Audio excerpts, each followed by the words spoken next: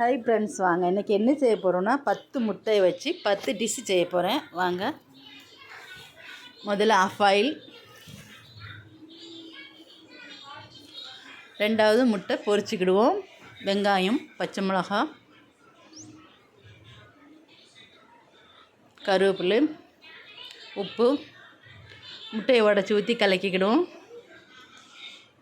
எண்ணெய் காஞ்சிட்டு பொரிச்சிக்கிடுவோம்.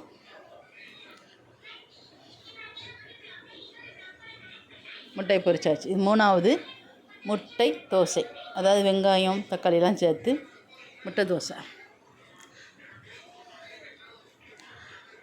ஒரு முட்டை உடச்சி ஊற்றிக்கிடுவோம். நல்லா எல்லா பக்கமும் தேய்ச்சி விட்டு நல்லா கிண்டிடுவோம் முட்டையை. கொஞ்சம் வெங்காயம் சேர்த்துக்கிடுவோம். கொஞ்சம் பச்சை மிளகா, கொஞ்சம் கருவேப்பிலை, கொஞ்சம் தக்காளி, கொஞ்சம் வத்தப்பொடி, எல்லாமே லைட்டாக தான், லைட்டாக உப்பு. இப்போ பெரட்டிடுவோம். பொத்துனாக்கில் பெரட்டி போட்டுருவோம். அப்படி எடுத்துருவோம். சூப்பர்.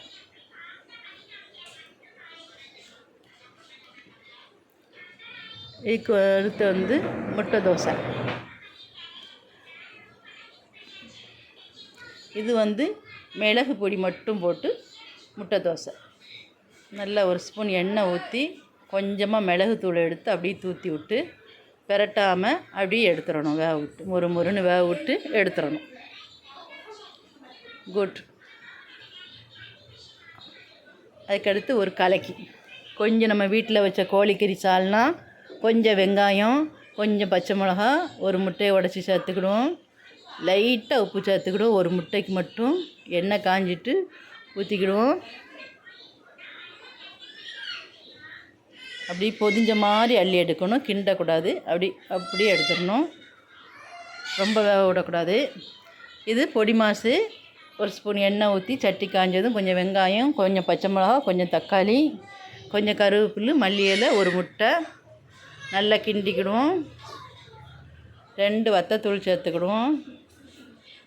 2 உப்பு சேர்த்துக்கிடுவோம். பொடி மாஸ் ரெடி ஆகிட்டு இதை எடுத்துக்கிடுவோம்.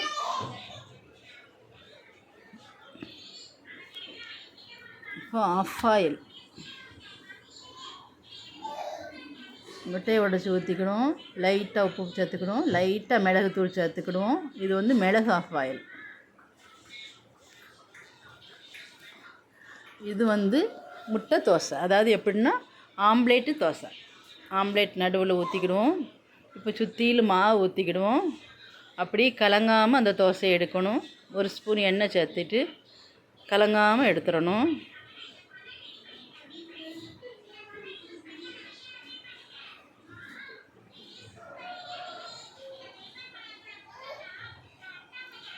அதுக்கடுத்து 2 முட்டை வேக போட்டுக்கிடுவோம். வெந்த உடனே ரெண்டையும் 4 கீரி மிளகுத்தூள் போட்டுக்கிடுவோம். ரெடி ஆகிட்டு இதே மாதிரி செய்யுங்க. சூப்பராக இருக்கும். நம்ம வீடியோ பிடிச்சிங்கன்னா லைக் பண்ணி, ஷேர் பண்ணி, சப்ஸ்கிரைப் பண்ணிக்கிட்டு